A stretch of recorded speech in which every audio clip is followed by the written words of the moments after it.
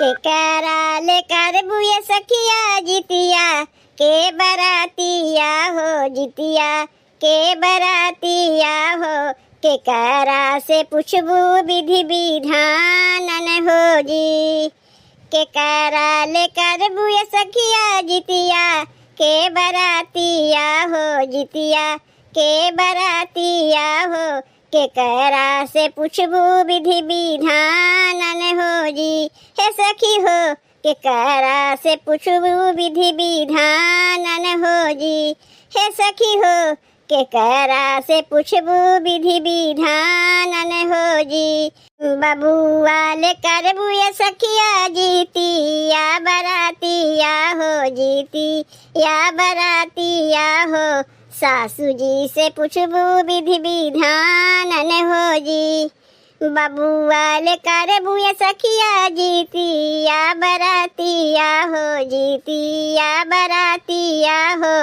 सासू जी से पूछबू विधि विधान हो जी हे सखी हो सासू जी से पूछबू विधि विधान हो जी हे सखी हो सासू जी से पूछबू विधि विधान हो जी कवाने नियम से सासू जितिया व्रत करेलू हो जितिया व्रत करेलू हो हमारा के देती बात लाइन हो जी कवाने नियम से सासू जितिया व्रत करेलू हो जितिया व्रत करेलू हो हमारा के देती बात लाइन हो जी ए सासू हो हमारा के देती बात लाइन हो जी ए सासू हो हमारा के देती बात लाइन हो जी अश्विन महीना बाहू अष्टमी के तिथिया हो अष्टमी के तिथिया हो 3 दिन के होला जितिया व्रत हो जी अश्विन महीना बाहू अष्टमी के तिथिया हो अष्टमी के तिथिया हो 3 दिन के होला जितिया व्रत हो जी ए बहू हो 3 दिन के होला जितिया व्रत हो जी ए बहू हो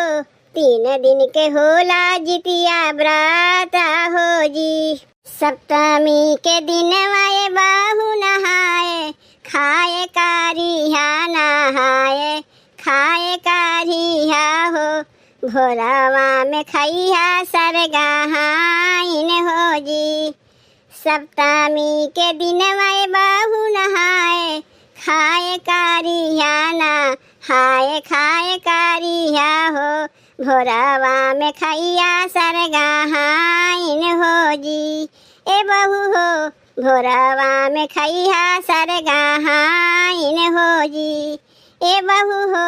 भोरवा में खैया सरगाहाइन हो जी अष्टमी के दिन वाए बाहू रखिया बरातिया हो रखिया बरातिया हो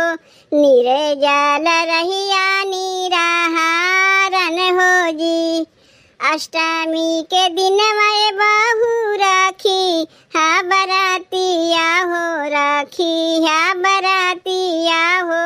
निर्जल रहिया निराहारन हो जी ए बहू हो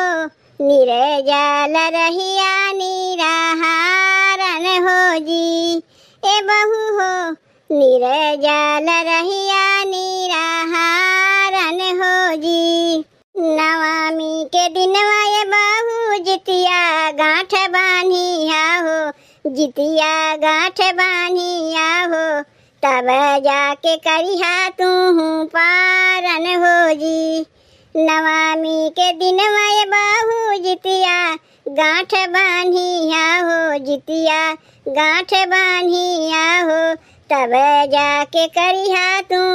पारन हो जी ए बहू हो तब जाके करिहा तू पारन हो जी ए बहू हो तब जाके करिहा तू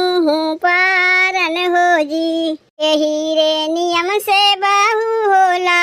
जीतिया बरातिया हो, जीतिया बरातिया हो, कैली है विधिया विधानन हो जी। यही रे नियम से बहू होला, जीतिया बरातिया हो, जीतिया बरातिया हो, कैली है विधिया विधानन हो जी। ए बहू हो, कैली है विधिया विधानन हो जी। ए बहू हो, कैली है विधिया विधानन हो जी। तब भैया बहनी जितिया के गीत कैसन लाग? अगर अच्छा लाग होई तो वीडियो को लाइक और चैनल को सब्सक्राइब कर दियो भैया बहनी।